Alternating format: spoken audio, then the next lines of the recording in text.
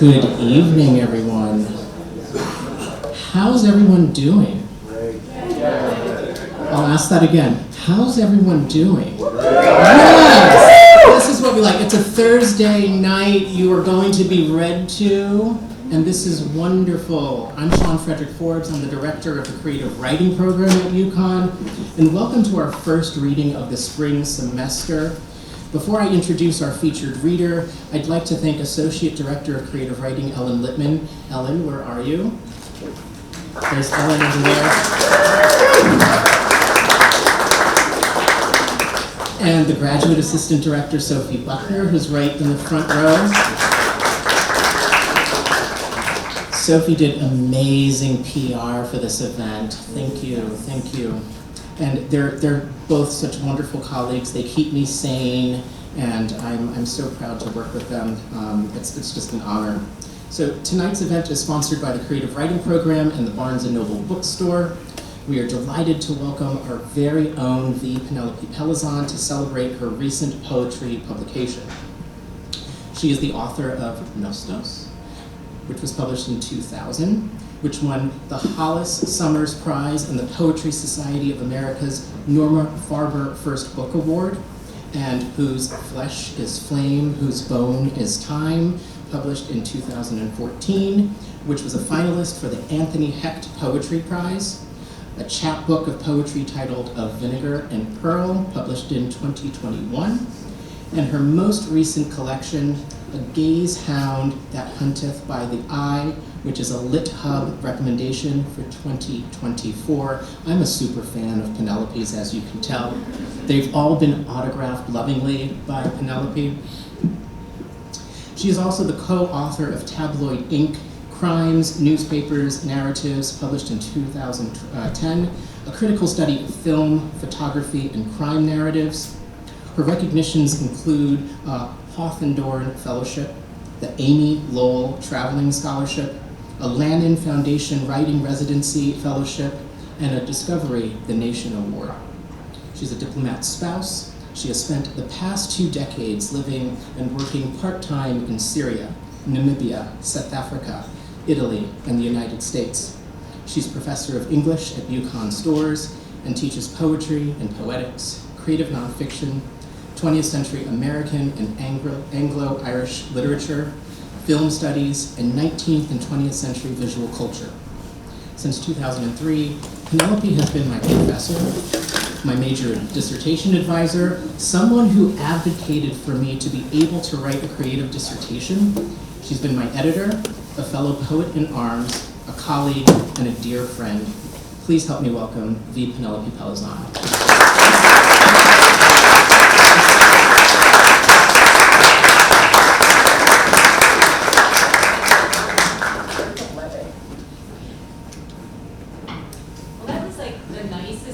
That I could possibly imagine. So thank you so much, Sean. And it's wonderful to be here with so many friendly faces, so many colleagues, so many beloved students, past and present, friends from away from campus. It's really lovely to be here to share some new poems with you.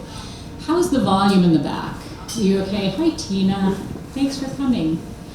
Okay, so I do want to again thank Sean, who has been doing amazing things for the Creative Writing Program, sometimes with no budget. I don't know how that happened, but sometimes he's able to make things happen even when there are no resources. And helped by Ellen, helped this year by Sophie, who again did amazing, made a beautiful poster and has been amazingly wonderful in helping get things working here. I also want to thank Bob Smith and the Barnes & Noble folks for hosting us here. And again, thank you to everyone who came out. It's Thursday. By Thursday, I usually feel like my will to live is almost gone. So hopefully a little bit of poetry will bring that back. Actually, I'm going to swap out my glasses so I can see my text, if not you. That's better. So I'm going to read for about 20 to 25 minutes from my new book, A Gaze Hound That Hunteth by the Eye, fresh off the press about a week ago. And then if there are any questions, I'd be happy to answer questions afterwards. I'm just going to see if I can get a little closer to the mic. Is that better? I'm going to kind of like lounge forward like this. So The first poem that I'll read is called Orts and Slarts. Orts and Slarts, so it's sort of an older term. It's kind of like organic tidbits, organic matter, little like bits of leftover scraps, leftover sort of food matter, bits of stuff like that. It starts actually from a real life situation. Not all of my poems are spoken by a speaker who's me. As with Emily Dickinson, I like to say that the speaker is sometimes a supposed person, but this one did pretty much start with the situation of, sometimes you're with friends and you're having a meal and you eat something that gives you a little bit of an indigestion, and you are, it's kind of staying with you. And so that was the starting incident of the poem. And it also, there are some nephews who are featured in here. They're sort of a composite. But you have to imagine that the boys in this poem are like 7 to 11 years old. And I feel like that 7 to 11-year-old boy energy, it's not something we see a lot in poetry. So I felt like this poem is kind of trying to bring that 7 to 11-year-old boy energy to American poetry. Orts and Slarts. Nothing's less romantic than a dish of lentils amped up with ramps and garlic, turning you into a wind instrument sprawled across the couch in torment. Nothing's more humorous than an aunt embarrassed, her innards muttering crass blasphemies in some guttural Proto-Nordic dialect. Well, gassy lassie, none will celebrate your dignity's lapse happily as this trio of nephews, avid hagiographers who praise the body's stinks and stews, its anarchy deflating false modesty. They mythologize their seismic erectations and erections, regale you with sagas of J's pus blister and how D's whacked head bled, and when W yacked asparagus in the tub. It's sublime, really, what fumes to the surface when expert fartisans descend to hilarity.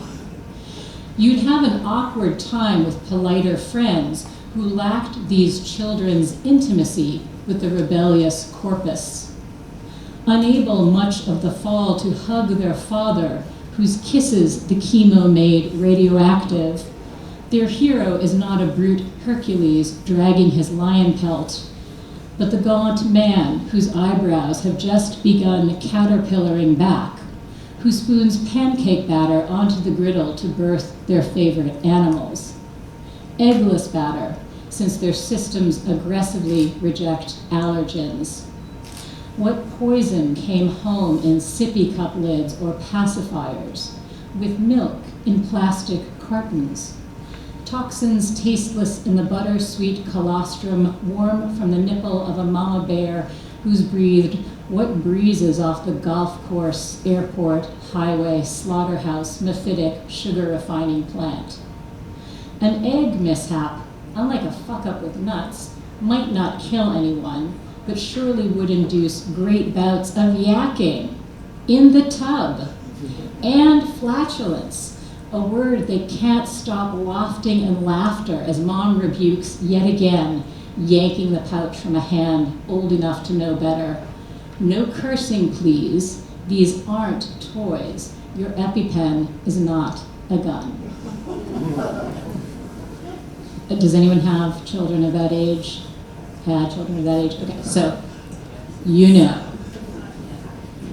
I'm actually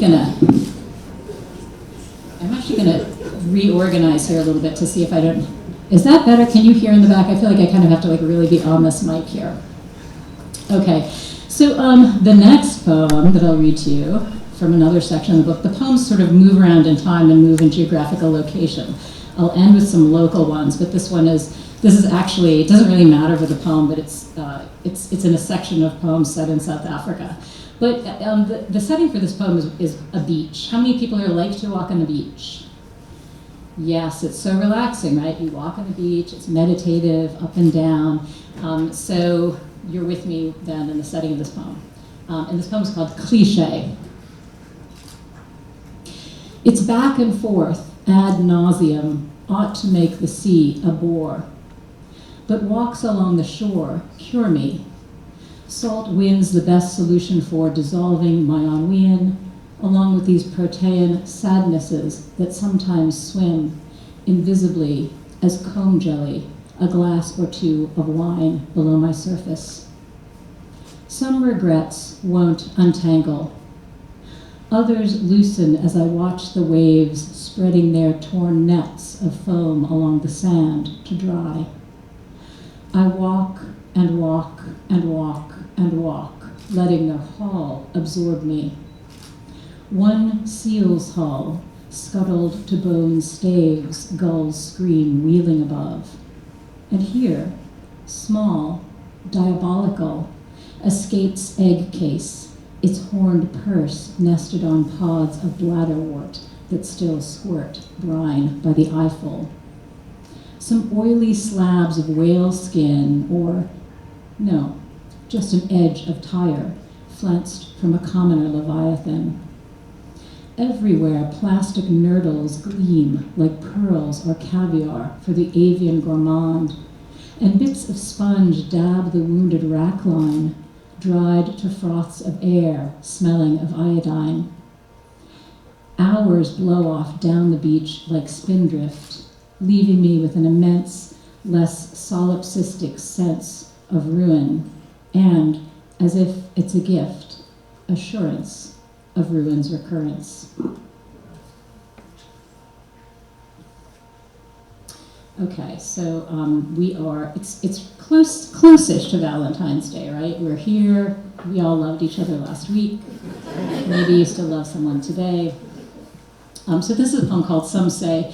The title is, it's a reference to a very famous Sappho poem, Sappho's Fragment 16, which is very well known, but it's like a rough translation of this fragment might go something like, some say it is a force of cavalry, others of foot soldiers, others of ships, but I say that the most beautiful thing on the black earth is whatever it is you most desire. So many, many years ago when I was a young person, I was struck by this fragment, and I always thought that it was so strange that it's clearly a love poem or a poem about desire, so why all these military images, right? Isn't that weird?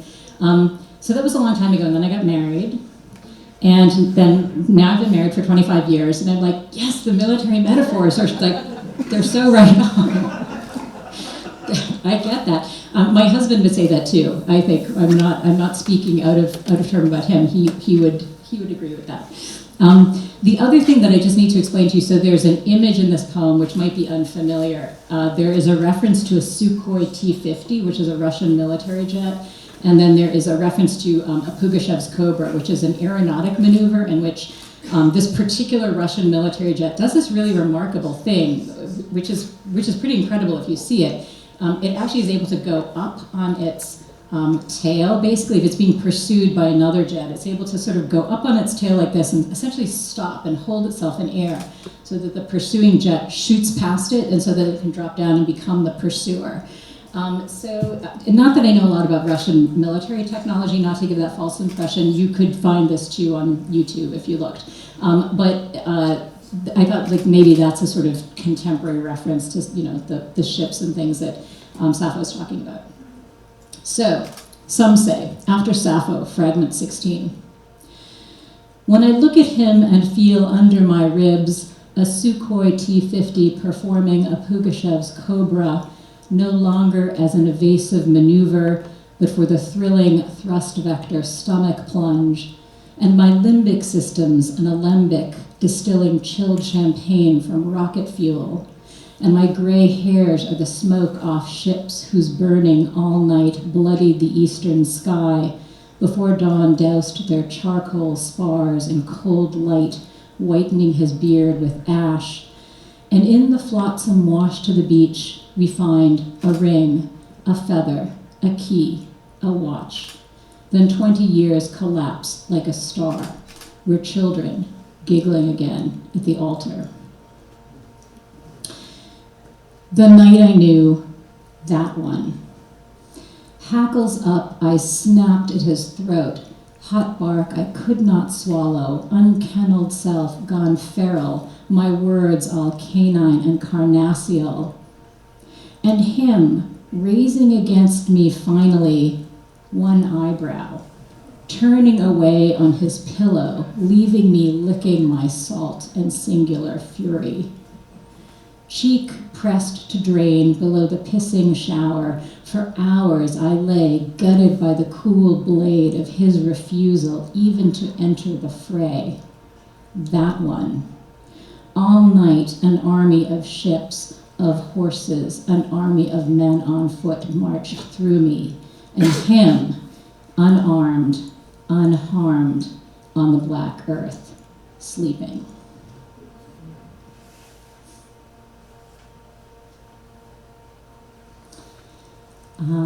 Okay, I will read slightly different mood here. Has anyone here ever had a terrible office job? Crummy office job. Okay, so this is for you.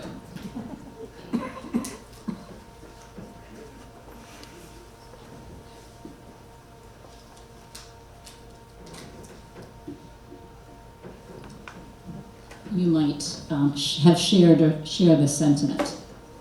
Blue hour. The last late rain-scaled light has swung along the office wall. An aggrieved mosquito whine of all you've not achieved needles. But your pen's aphasic. Each hypnotic tick of keyboard pecked by finger only deepens torpor. Sleep you've skimped drapes its limp gauze across your focus. You yawn, procrastinate, succumb, drawn downward into an abyss of clickbait. The screen a lamp you cannot brush the charred moths of your attention from. It's too late for caffeine, too early for wine. This hour between dog walk and wolf whistle, the day mind and its lunar eclipse. Light slips further into shadow. Time to go.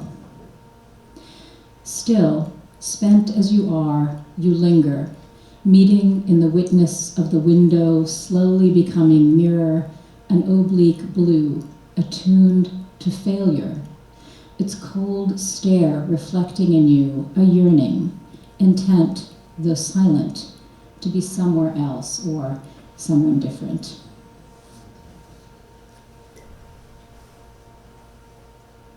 Okay, so jumping back in time, one of the things about putting together a collection of poetry is that most of these are newer poems, but there are a few pieces in here that are older and that didn't go into my last book because they were just sort of not thematically right.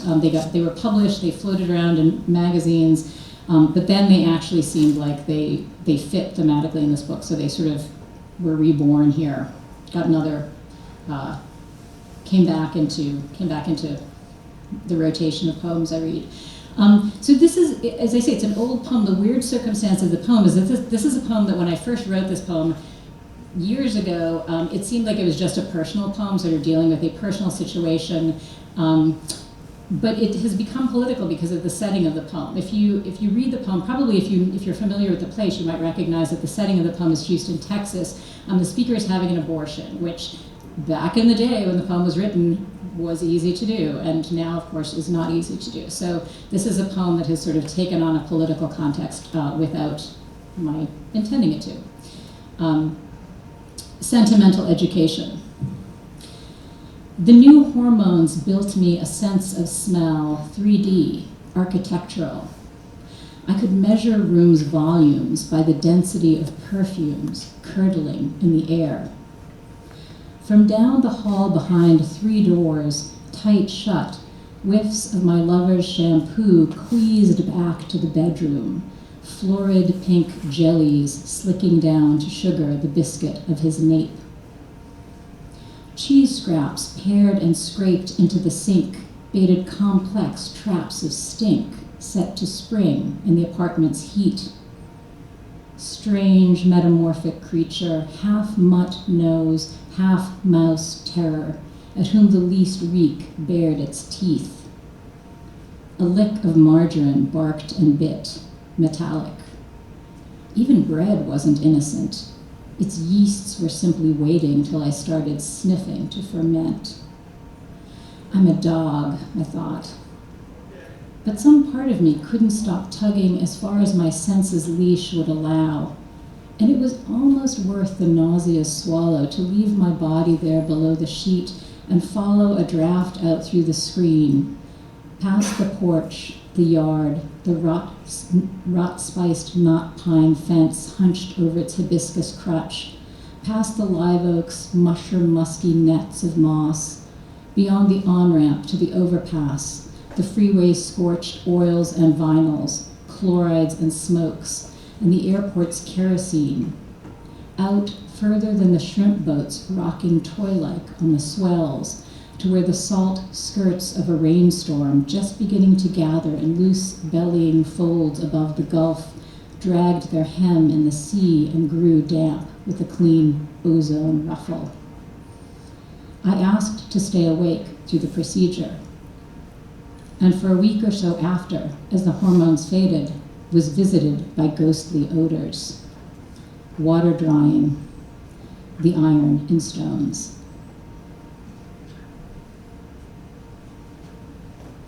Okay, and then moving forward in time a little bit, this is a much more recent poem.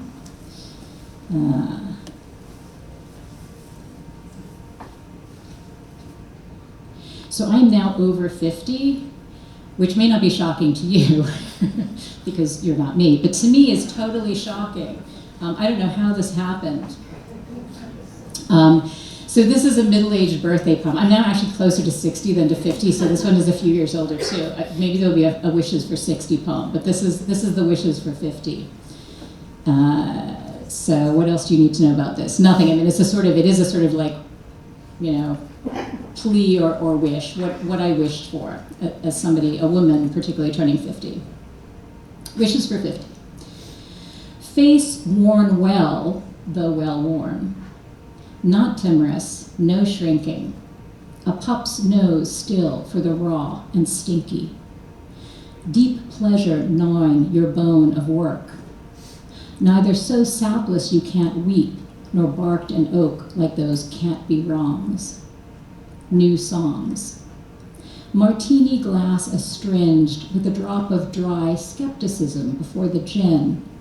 Nonetheless, your verre ever half full, and trust enough in the future to plant asparagus. It's obvious you'll never step in that river again. But let your mind spill now and then with sources you'd skinny dip once more if you could. Intimacies? Let there be lascivity with sexy libro-cubicularists. Loneliness only in tonic doses for its delicious silences.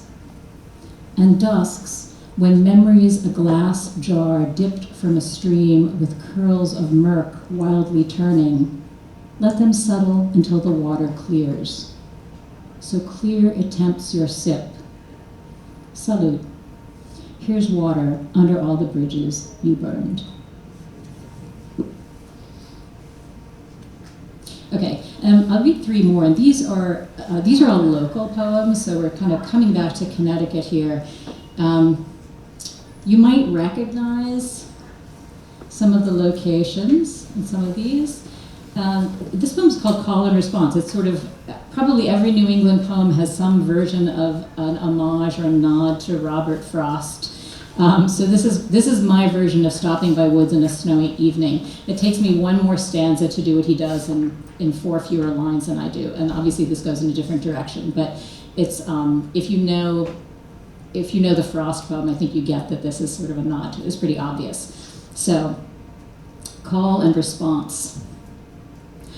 A nervous dog will snap at wind that snarls outdoors as snows descend, till only walking pacifies the wolf awoken in the hound. We trudge the path we've memorized, our coats first nipped, then gnashed at by fangs within the sharpened cold, grown sharper as the daylight dies. Ice rusts the hinges of the oaks. Like owls, they screech at us below, and we, forgetting what we are, flinch beneath that killing blow. but soon we're swallowed in the roar, streams of rush hour traffic pour. Pink neon from the Eastbrook Mall, our northern lights, erases stars we know still seethe, invisible. These nights we feel their anxious pull, deep inside the animal, asleep inside each animal. Okay, so another local one. So we had a few years ago the gypsy moth infestation, which many of you will remember, right? Like 2016, 2017. I think it was actually like 2015 was the first year, and then it became progressively worse. So this is a poem responding to that. So the gypsy moths, does anyone know where they came from? Do you want me to tell you where they came from? So they came from, they were imported on purpose by a speculator in Medford, Massachusetts in the 1880s who wanted to find some worm, moth, that would create silk that could rival the bombyx moth's silk, right? That could create some kind of a tissue that would be silk-like but would actually be easier to create, because the thing about silkworm moths is that they eat mulberry leaves, right? Silkworm production was a big thing in this part of the country in the 19th century. That's where there's so many mulberry trees still around. That's where we have mulberry streets. But it's difficult, right? It's more difficult to cultivate them. So this gentleman was looking for something that would be easier because it would be less finicky and we'd eat more things. And he imported these gypsy moths. So-called gypsy moths. Some of them got out, and the speculator noticed that they had gotten out, and he contacted the local authorities and said, I think there's a problem because some of these creatures have gotten out, and they're in a tree outside this broken window, I think, that they got out of. And it's the 19th century, people didn't realize what a problem that would be, and so that was that. And they move pretty slowly, so it's kind of like the range of the gypsy moths is sort of like, a few miles a year, creeping, but when they come, they are not good. So, and I'm still walking around. I feel like at this time of year, the forest under my house does not look so sad because everything has the leaves off, so you can't tell how many dead oak trees there are, and then when the leaves start to come out, it's like, oh, the oak trees are mostly dead. The oak trees and the maples, which are the favorites of those moths. So, okay. I've lost the poem. Where did it go? There we go. There's a reference to the bombyx in here. That's the silk moth. Gypsy moths, caterpillar stage. A silk mistake, imported for your thread's potential, the shantung shining in the speculator's eyes, since you, unlike your cousin bombyx, graze unfinicky on leaves of every species. Now you nibble forests to lace. A silicotic lung sickens one morning in my oak tree's vast estate. Its speckles hatch and soon, by inches, devastate, chewing till I walk among slicks of frass to mourn the branches' skeletons. The woods around me rustle with the patter of countless soft digestive tubes raining fecal matter as you profit from distemper in the seasons. One fungus, finding you delicious, spun through you every spring and snipped your threads within. But that was back before the weeks of wet its spores required to sprout began delaying arrival while your eggs had not. You curse the deer, the nesting birds, the squirrels, all who forage acorns or shelter in the foliage. You curse the person who can hear a tree falling before it falls, who loved its leaves on days when the weather was changeable as a mind, susurrating in wind and silvering their silky, freshly woven sleeves. Okay, and last poem. It's actually really appropriate to read this poem because we have a thing on the ground outside right now, which is rarer and rarer. I'm not going to mention its name because it's absent from this poem. This poem is titled Elegy for Blank. We're not quite sure what's missing from the poem, but of course you can figure it out. And it's anticipating the point at which this rare thing might become even rarer. The poem is in two voices. I think you'll hear it's a sort of a question and response. It goes back and forth. Elegy for, there's no, what was it? Cold sparks from the moon. Cold flecks of spit dashed from the wolves' teeth as they surged down from the north, ice alight in their fur. I caught it on my tongue, calling its falling like petals, pollen, pale feathers, swarms of silver bees, like a jillion glassy minnows aswim in the jar of light below the street lamp. An old book compared it to grain hoarded in heaven's storehouse till its master saith, be thou on the earth. And sometimes it fell slowly, careful as the snippets dropped by a child's scissors cutting out its image from a sheet of paper folded into pleats.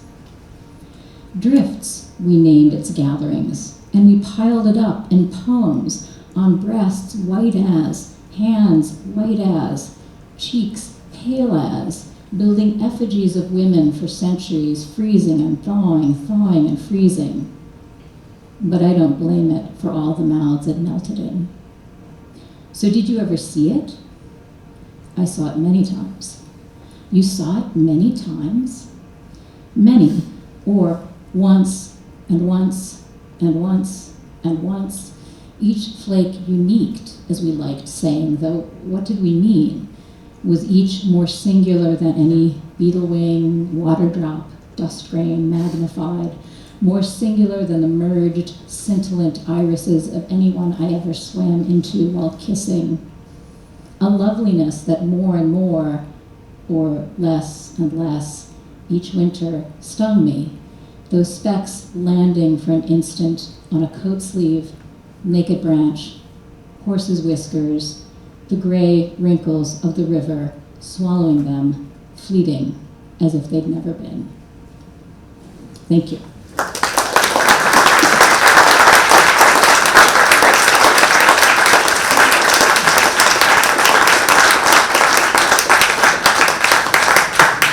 I don't know if anyone has any questions. I'm happy to.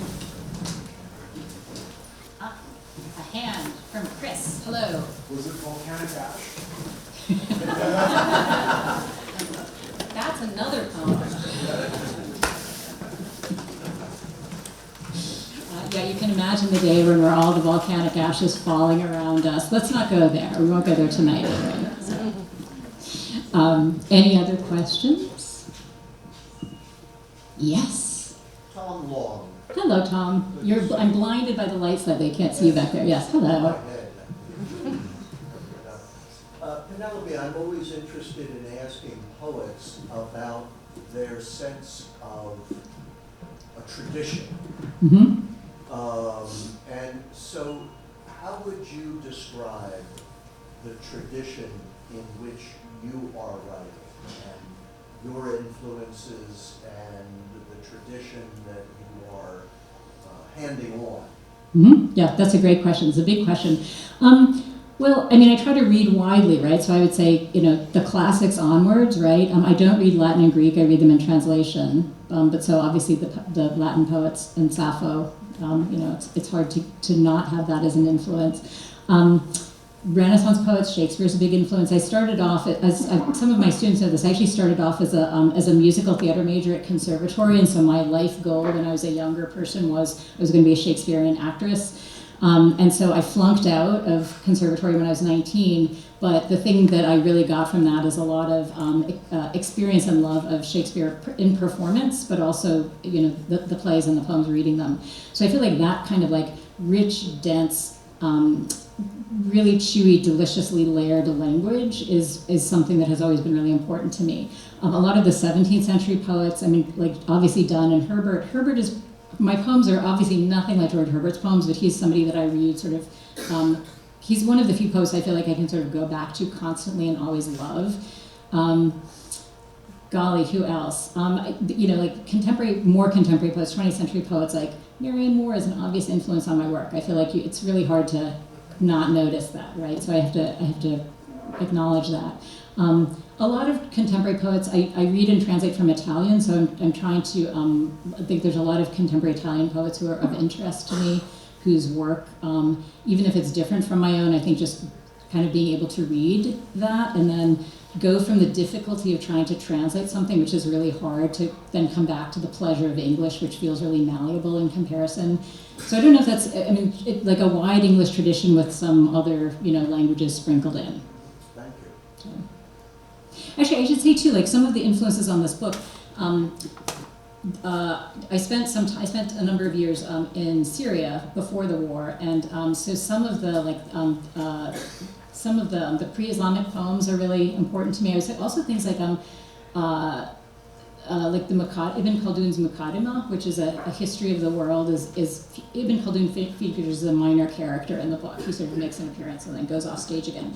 But some of that Arabic literature, some of the early Arabic poems that often, there's this sort of tradition of the lover coming on the beloved's camp, and like she's not there anymore. Her camp has moved away, but he stands at the ashes of her fire and sort of meditates on that. So that sort of tradition of like lyric poetry that really resonates there too.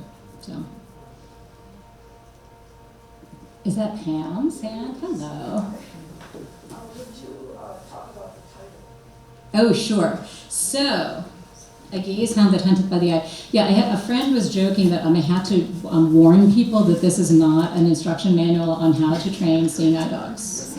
So this would be not that. It is the title actually comes from Holland's Head Chronicles. So it's the title is kind of a response to William Harrison, who wrote the segment of Our English Dogs and Their Qualities in Holland's Head Chronicles, and he has some kind of nasty things to say about middle-aged ladies and their pets, and so I thought that he needed to be spoken back to a little bit, and so the title talks to him as well as to other things, but it sort of thinks about the ways in which what does it mean that the traditions we associate have these things in them that we might not. Like, what do I do with the fact that William Harrison might be unhappy that I am borrowing from him and putting him in a poem? So that's the title. The title of the book was originally Animals and Instruments, which is another title of a long poem in the book, and it ultimately there were a couple of things. One was there were a bunch of books of poetry published that had ampersands in the title, and I love ampersands, but I was like, okay, too many. And then, and it's also sort of a forgettable title, and this was the title of one of the poems in the book that I was sort of most interested in working on as the manuscript came to a conclusion. So it kind of began to be the title. So. Yes, Chris. Not the real one now. I haven't read this yet. I only owned it for about 40 minutes. But from what you read there and comparing to what I read your earlier work, you seem to be playing with more lexicon, more from nature, from the nature writing courses, and your experience in the outdoors. And I'm wondering if you could talk a little bit to that, and it's reminding me of a book that I'm working on right now that we've talked about, where the author I'm translating is playing with using scientific terminology in poetry. And for example, the question he asks in the middle of this long, visible poem is, why is it always the lips, mouth, and forehead, the daisy, the rose, and the pelican, and why is it never the chromosomes, which blend, and electromagnetism? I'm thinking that maybe you're playing with this a little bit as well as a source of how to bring your sounds into your poetry, but also how to experience your work. Yeah, thank you. That's a great question. Funny enough, I actually am working on a piece that has a lot of chromosomes in it, and it has a lot of that sort of non-scientific or non-poetic language. So, yeah, I mean, I feel like, the interest in sort of more like environmentally oriented poetry, I would say it's like, well, it's like over the past 20 years, like suddenly the climate has become really prominent in my mind, and probably everyone's mind, in a way that 20 years ago it wasn't. So it's kind of like, I sort of feel like it's a cliche that like everyone is writing about this. You can't swing a stick without hitting a poet who's like writing a cataclysmic nature poem, right? Because like this is where we are.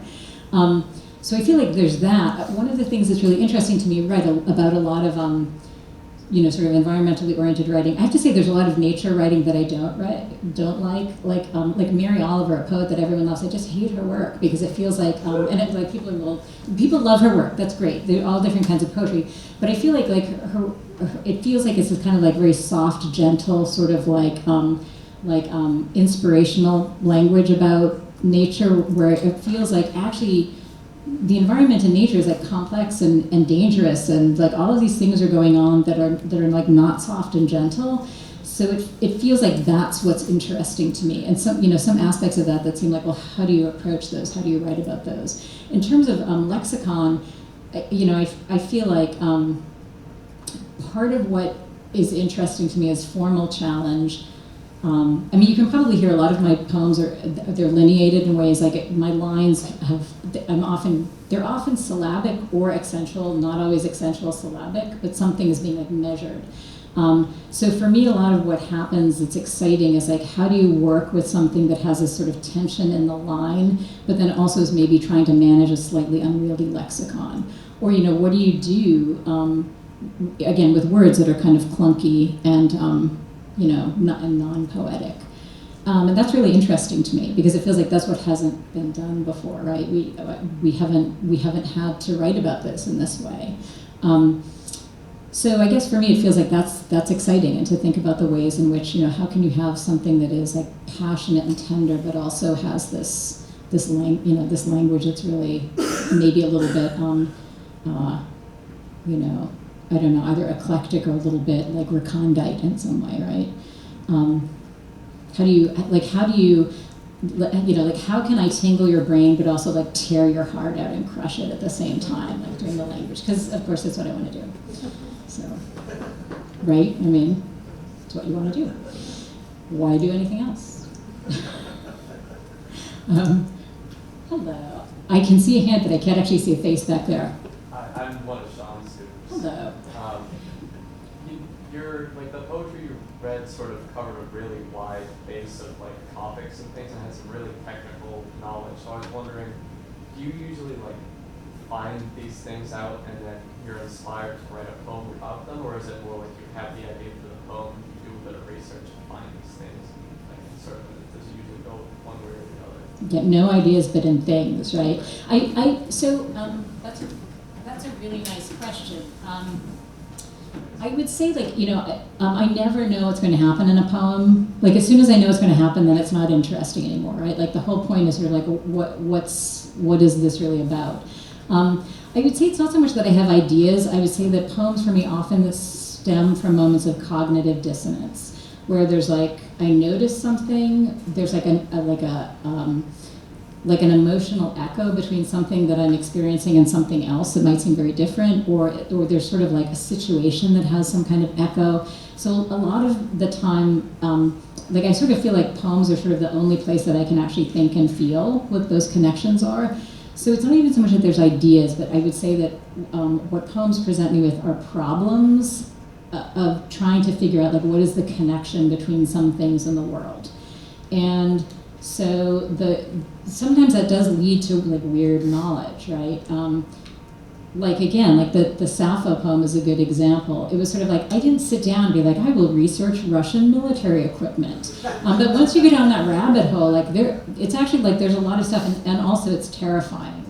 Not as terrifying as when you get into Chinese military equipment. But that's another thing, So there's all of this stuff out there in the world that has great capacity to be used as metaphor, but then also is, leads us further and further into thinking about things and learning more. And I feel like the more that you learn about these things, the more like, maybe that belongs in the poem too.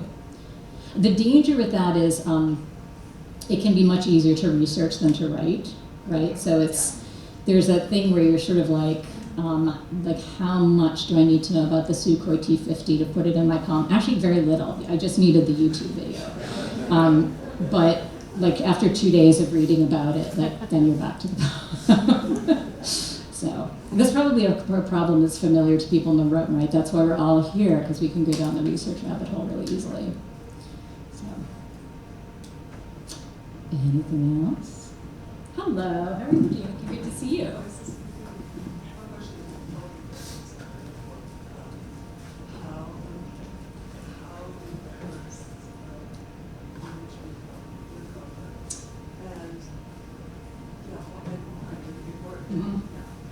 That's a great question. So the question, I don't know if you could hear it, is, so the image on the cover is a painting by Deborah Dancy, who is a former professor at the university, fantastic artist. It became the cover literally because I wrote a begging, pleading letter to her when I bowed down before, and I was like, I love you, I love you, I love you. There's no money can I possibly just use your cover image without paying you anything, because the press, it's this press that doesn't have a lot of money. She very graciously said yes, that I could use this image. And one of the things, I don't know if you know this particular image, so this is wrong. They amped up the color. The Pit Poetry series is a great poetry series, and I love the design of the cover, but this image, if you saw this amazing painting by Deborah Dancy, which is called Mapping an Afterthought, it's actually like a sort of pale buttery yellow. And so when I got the book, I was like, wow, that is not a pale buttery yellow. That is like a shocking bright yellow. So it's a little bit different than I anticipated, but it's the reason that this painting, so many of her paintings have this, they're abstract paintings that have this there's just this layering and emotion and these really wonderful textures, and it almost feels like you can sort of see figurative shapes in them, but not exactly, right? So it always feels like when I've looked at her paintings, it's almost like something has slightly escaped my glimpse or slightly escaped my gaze, or I could almost put my finger on what's there, but I can't quite. And that felt to me like it sort of resonated with some of what goes on in the poems. And I also very much did not want a figurative image on the cover, because it feels like these poems, I don't know, they're very imagistic and they're not abstract at all. They're very tactile. So I felt like I wanted the image to do something to kind of take us in a maybe more atmospheric direction, if that makes sense. So you knew the image, you knew the city, but take a picture of Michael Booth. You bought that. yes, I went through her. I had about 10 of them that I loved, that I was like, this one, and this was ultimately the one that sort of resonated the most. And again, she was just very generous about, It's Mapping an Afterthought. So actually that too is, I was like, oh, that could even be the title of one of the poems in this book. So it worked really nicely. Yeah. Anything else before you go home to enjoy your lovely dinner? Yes, hey Manali.